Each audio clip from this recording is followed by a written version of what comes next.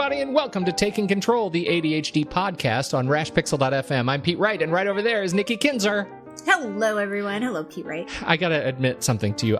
We just finished planning for the rest of the year of the shows that we're gonna do, and I can't get out of my head our holiday episode. I can't wait to record it, and it's like months away.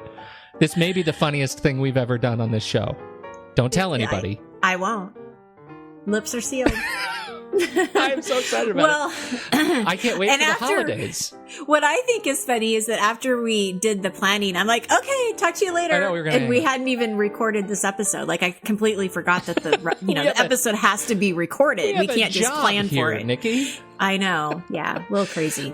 This has been, first of all, I want to offer, I'm going to offer not quite an apology, but just an awareness. We got a comment from somebody last week after the Focus on the Elephant Evernote show, who sounds like didn't have much experience with Evernote and was frustrated because it felt like we went too fast. So I apologize for that. If there's a specific thing, dear listener, that you would like me to cover, I'd be happy to do a make good for you. I could record a little screencast that would demonstrate some of the concepts that we were talking about that you felt went too quickly for the audio show. I know audio shows about technology and process, they're tricky to listen to, and you really have to have a background in the tool to be able to conceptualize what it is we're talking about. That was definitely a follow-up show for a discussion about Evernote that we'd had a long time ago, and so it sounds like it wasn't for you. But seriously, I mean this. If there is something specific that you'd like to hear, I'd be happy to do a quick demonstration and post it on the YouTube channel. So that is out of the way. Yes. All right. Very good. We are going to be talking about ADHD in the workplace again. This is another a question inspired from a listener who wrote in to talk about their experience at work, and I can't wait to talk about it. It's a very important concept that we need to continue to share in the spirit of ADHD awareness. Before we do that, head over to TakeControlADHD.com. Please get to know us a little bit better. Listen to the show on the website or subscribe to the mailing list. You can also connect with us on Twitter or Facebook at Take Control ADHD and call us 503-664-4ADD. Get your voice and your thoughts on this show. Now, Nikki. Yes. Let's talk about what we need to talk about. Let's talk about it. Yes. Why did this it seems like this whole concept sort of stuck in your craw a little bit. Like we had some things we weren't quite finished with. Well, it did because it got brought up in another way from a client of mine. And, I always say when things come to me more than one time, you got to pay attention. Like there's something there that needs to be talked about. Right. Absolutely. And that's why I wanted to bring it up again, because, it did come up in my world, in a different way. So, for the people that didn't listen to last week's episode, certainly do listen to it. And at the very end, we talked about a listener who had some second thoughts about whether or not he should share his ADHD with his employer and how that was going to work out. And there were some issues with email and accommodations and things like that. And for him, it turned out really well. The employer was extremely supportive and definitely helped him through some challenges. And the second time that it came up for me, the initial conversation went very well for her, but then it kind of went sideways a little bit. And she felt a little bit like they were on the defensive, and she was a little concerned about whether or not they were going to now look at her work differently, because now they knew about her ADHD. And so this, really kind of got me thinking, do you tell your employer or do you not tell your employer? And so I have a lot to talk about, and it is just a conversation. I'm not going to tell you to do one thing or the other because it is a very personal situation. Every situation is different, and I would love to hear from listeners on what their experiences have been, because I think that the more we can bring attention to this, the more helpful it is, for everybody, for employers and employees, and just bringing general awareness. So Pete, before I kind of go into what I would say or kind of my thoughts, I'm just curious. I know you didn't get diagnosed with ADHD until after you were already an entrepreneur. Is that correct? Or was that before? I can't remember. No, it was before. But not very much before. So I think it was, I quit probably a year and a half after. So, I hadn't been at the company for very long, but it was a very big company. And so, there are pros and cons with that. Now, did you end up letting them know about it or not?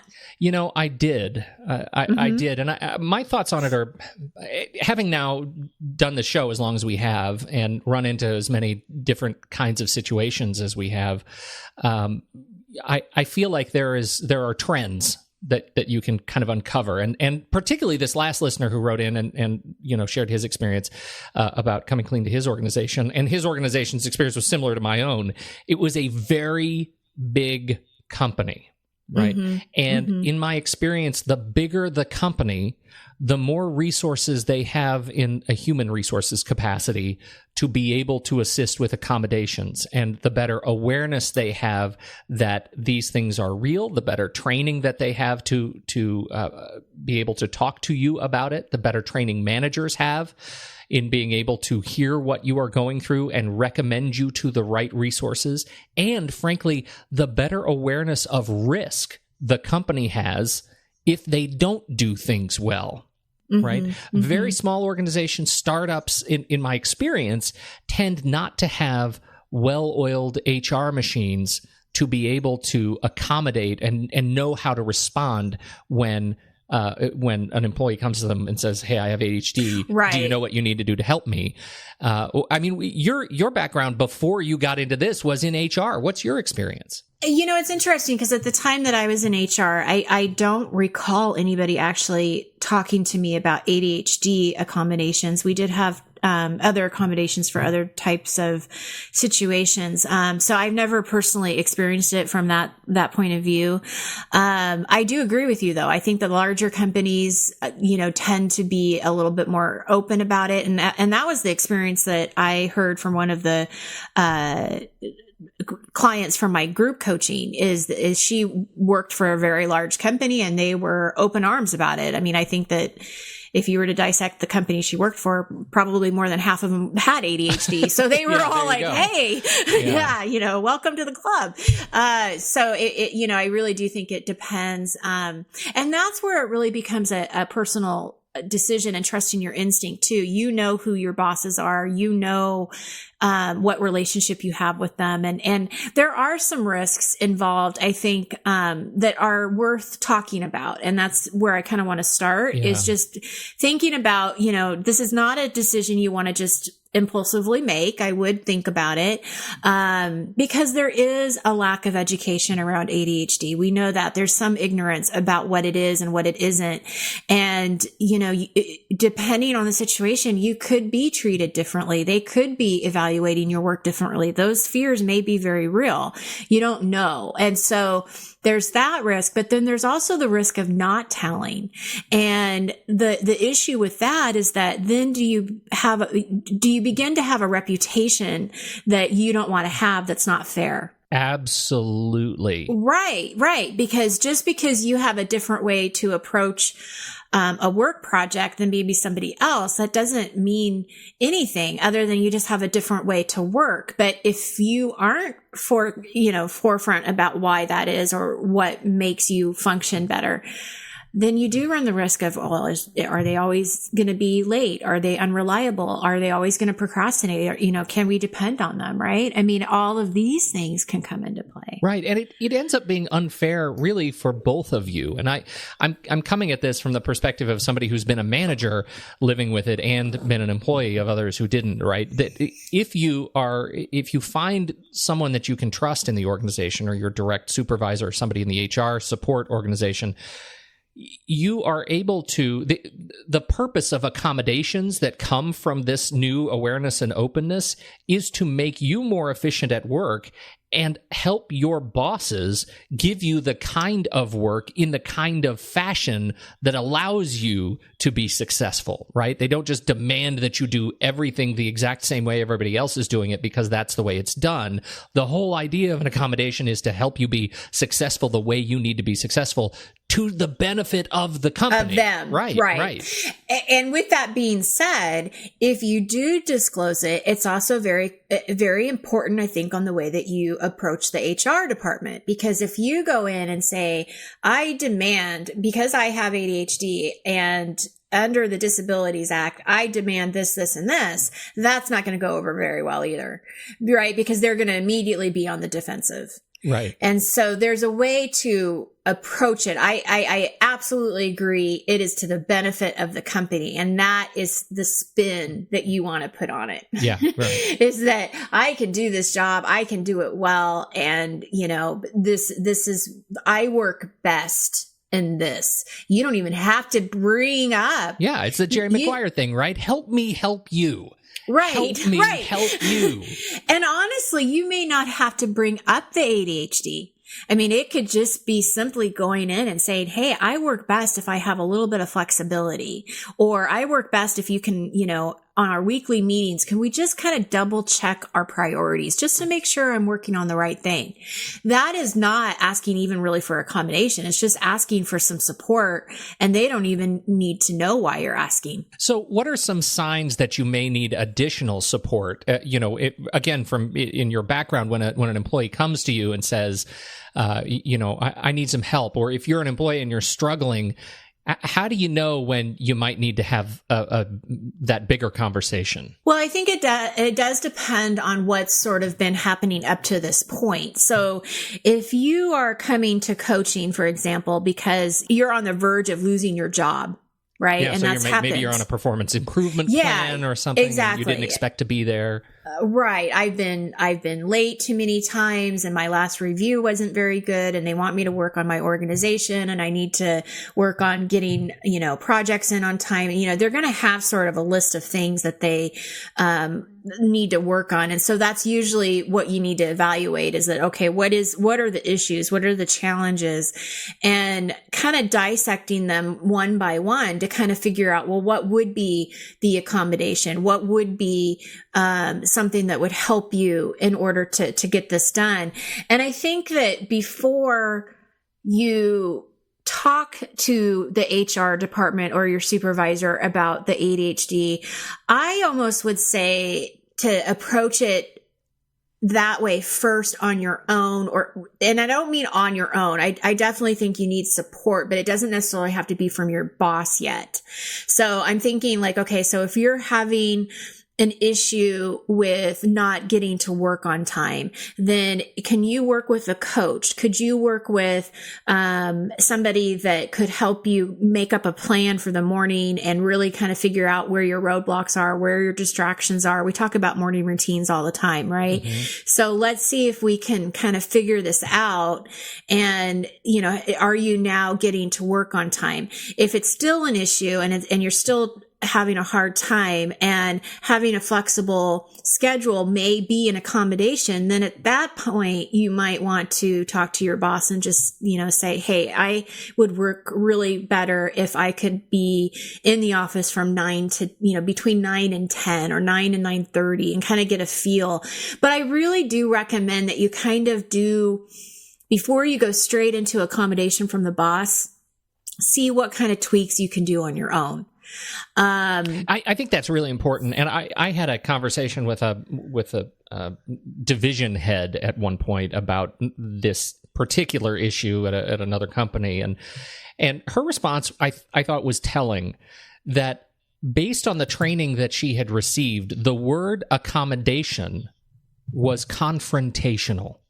It is. Right. And that's exactly why I said you don't want to go into your human resources department and say, because of the Disabilities Act, I deserve accommodations. Yes. Yeah. And because, that is, even with anybody, to go and say, I need accommodations because of some legal thing, that's confrontational from the start. And you don't want to be that person, right? You don't want to let yourself have that reputation, particularly if you're struggling with your reputation as an efficient employee in the first place. Right. And I think that how you want to spin it is exactly what you were saying, is that let the boss or human resources person know, in a very nice and kind way that, and if at this point you have disclosed your ADHD, and just say, hey, I am not using my ADHD as an excuse. It's just an explanation of why I work better in this situation.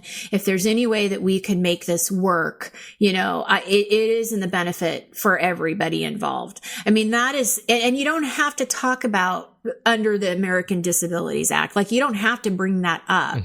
And you don't even have to use the word accommodation. I mean, you can just be honest and say, hey, this is an issue, and I need some help with planning. I need some help prioritizing. I need you to know that it's going to take me a little bit longer to process this information and make a decision.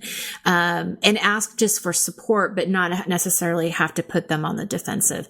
If you do have an employer that absolutely comes out and says, no, I'm not going to do that, we can't do that, then you're going to have to decide at that point how far you want to go with it. Sure. And just, the legal considerations. I have to talk about this, especially from my HR background. We are not attorneys. We're not attorneys. We have to say first. Well, no, we're not attorneys, but I want to read you something, and you're going to put this into the show notes. This was an article from Attitude, and it's really about the legal considerations on whether you should tell. And I think this is really important for people to think about. So I'm going to go ahead and read this for you guys. It says, you must disclose documented diagnosis and show that ADHD substantially limits a major life activity, in this case, your job. Formal requests for an accommodation must be made in writing, and the accommodations you ask for shouldn't place under an undue hardship on the operation of the employer's business. In order to seek protection under the American with Disabilities Act, you need to show that you are otherwise qualified to perform the job, and the company you work for must have at least 15 employees. The law states that employer must try to make reasonable accommodations, but employer and employee often disagree about what reasonable is. One way to increase the odds of your getting an accommodation is to avoid the perceived threat, which puts companies on the defensive. If a boss hears the words disability and American Disabilities Act in the same sentence, he or she will suspect that you are going to be filing a lawsuit. To succeed on the job, you want your company working with you and not against you. And so it kind of goes off to what we've already said. But the one thing that I just want to highlight here is that there are different perceptions of what reasonable accommodations mean. And the law does also protect an employer that if it does show that this is not possible. So for example, if you work in a call center and calls begin at 9 a.m. and they have 20 customer service reps in that call center, and they need all 20 to be there at 9 a.m., they're probably going to tell you it is not a reasonable accommodation for you to come in at 10. Right. I mean, you really do. I think if you do bring it up to your boss, depending on the situation, depending on the job, really think about what the accommodation is that you need, how it's going to help you, how it's going to help them. Really think it through before you just kind of, bring it up, because that can be a difference of opinion. I have a flip side perspective. And this is, I only have one example of this. I'm not saying that this is a massive trend, but I find it amusing and sort of a sign of hope. How about that? Yeah. I had a dear friend who was struggling with his own diagnosis and trying to figure it out, and had started talking about it a little bit more publicly with his coworkers. And he lived in cubicles. He worked in a cubicle farm, right? There were about 32 people in his area on his floor. It was a high-tech company. They were all a bunch of engineers, coders, software development folks, and designers, and they all kind of worked together, and it was just sort of always a busy thing. They had just completely revamped their floor and put in like the half wall cubicles instead of the full wall cubicles, right? Oh, You know how that works? So, yes. and it's all designed to be this new like living, working space, right? This open floor plan that everybody's so happy about. Well, if you are struggling with ADHD, you recognize that open floor plan is disastrous. It Totally. is Yes. terrible for you to actually get anything done. But they love this whole idea of you being able to walk in the morning. Everybody has a laptop and you just go to any cubicle you want. And it has a screen that you plug into and all of your resources are on the network and you don't even need to you're a floater, right? Well, that is so terrible if you're struggling with ADHD for most of us. So he started talking to his peers about it over their new short walls because they weren't getting anything done anyway. And eventually, after a couple of weeks, he went to his supervisor and said, "Listen, I'm really struggling. I've been recently diagnosed with ADHD, and it is really impacting me. And I wonder if we could talk about some ways that I think I need some help being more effective. And I really believe I can get through this, but I just need some short-term understanding to give me a hand." And they were super helpful, right? This was a very positive experience. But over the course of the way he says it, about 3 weeks, he said, ADHD hit our department like a wave. And out of 32 people, 21 of them went and got diagnosed because they were all struggling from the same thing. They were all heavily technical people. They were really struggling with focusing on what they needed to do. And the new short walls were just killing them in productivity.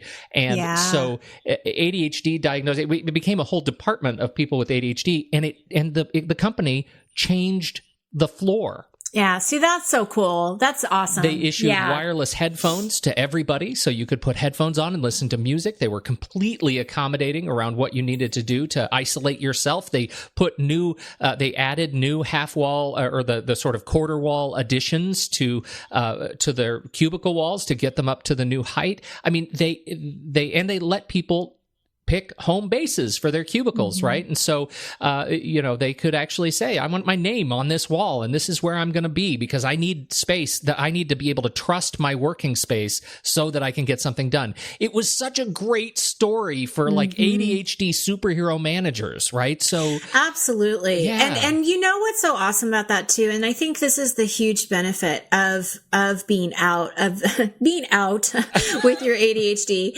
That's what one of the girls in one of my group coaching was like. She's like, so what do you think about coming out? And I wasn't exactly sure where she was going with that. That's totally how I talk about it too. Like I came out. I came out. But I think that is definitely one of the benefits. Well, first of all, what a great story and inspiration that I hope others will definitely follow. And I think that what it does is it brings awareness to ADHD and what it's not, and not being afraid of it, and not thinking that, you found out your employer or your employee has ADHD, that all of a sudden they're different. That's not the case, So, I think that when you do talk to people and they, especially when they respond to you like that, and you can share it with the other people in the office or the work environment, you're spreading awareness around this. And I think that's so positive. And it makes that stigma go away, which is eventually what we would love to have happen. It would be great that this wasn't even an issue. It would be wonderful if we could live in a world where this just didn't even matter. But unfortunately, you do have to be careful, and you just have to think it through. And it gets to this other issue, which I know you wanted to talk about on as we get close to ending here, which is on sort of prevention, which is like how to get through this. And I definitely think that this highlights a couple of your points, this experience. Why don't you talk about that? Well, I think that a part of the responsibility, I think, of anybody that's taking a job, regardless if they have ADHD or not, is that they are looking for the jobs that are right for them, that they're qualified for, that they are interested in, and really taking an interest when you're in an interview. not only are they interviewing you, but I want you interviewing them. And I want you to ask those questions during the interview. How flexible is their work schedule? How do they deal with, this situation or that situation? And it doesn't have to be ADHD related. You don't have to be screaming that you have ADHD by any means, but ask the questions that you need to know if this is the right environment for you, and I think that's going to be key to prevention of this, or preventing any of these, feelings of fear of coming out later, and just really getting a feel what the work culture is like, and ask for a tour or talk to people who've worked there before, right, and really get an idea of what you're getting into. I think can help. Well, and I go back to this example story of ADHD hitting them like a wave. And I really like the way that sounds. I think it's sort of very elegant and zen. But the reality is that because of the nature of the work, the job itself attracted a certain brain type, right? And likely, if you are experiencing this and you find you love your job, you are probably not alone.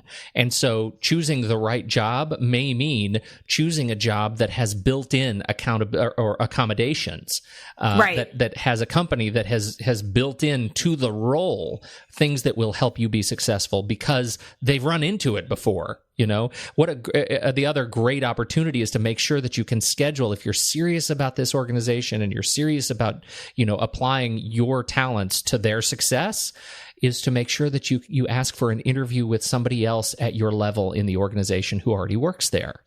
Great idea. Yeah, right. To ensure that you have sort of the straight story from somebody who is not, who doesn't have a direct, implication around hiring you.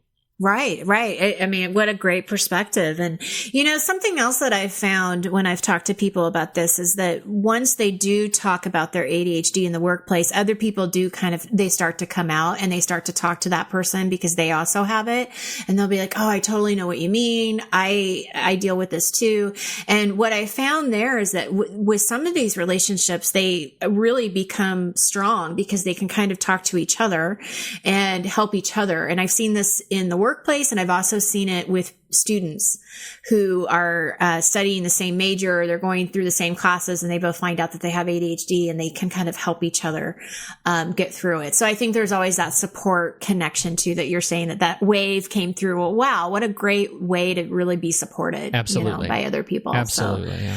And I think just in conclusion, I do think it's probably on a need to know basis for the most part. I don't think you need to, necessarily bring it up if it's not necessary, or if you want to. I mean, again, it's just so personal. But be really willing and clearly, knowing kind of what you need to communicate, what you need. Sometimes if you are severely struggling with ADHD, it is hard to, be able to trust or to be able to figure out who you can trust. Particularly if they're not close friends that you've known for a very long time. You just don't understand those sort of social cues that allow you to determine whether or not you feel like you can trust this person. So I don't really have a solution for this other than sometimes you just have to have patience so that you can take the time to build that relationship and determine whether or not you can trust them. Absolutely. And I think that just us having the conversation and having more conversations like this, in and outside of the workplace, it's bringing awareness to it. Yeah. And that's exactly, what we need to do. We need to talk about it. That's right. There isn't a clear answer, but I think talking about it definitely helps. And we're going to be talking more in the next few weeks about some different issues around the workplace and ADHD. So I certainly want people to stay tuned for that. Excellent. Very much looking forward to that. This is important stuff. So thank you for building this into the calendar. I hope it helps folks out. I know it's... And we have a whole calendar set up. We sure do. Thank you, Nikki, as always. And thank you all for downloading and listening to the show. Once again, on behalf of Nikki Kinzer, I'm Pete Wright, and we will catch you next time right here on Taking Control, the ADHD podcast.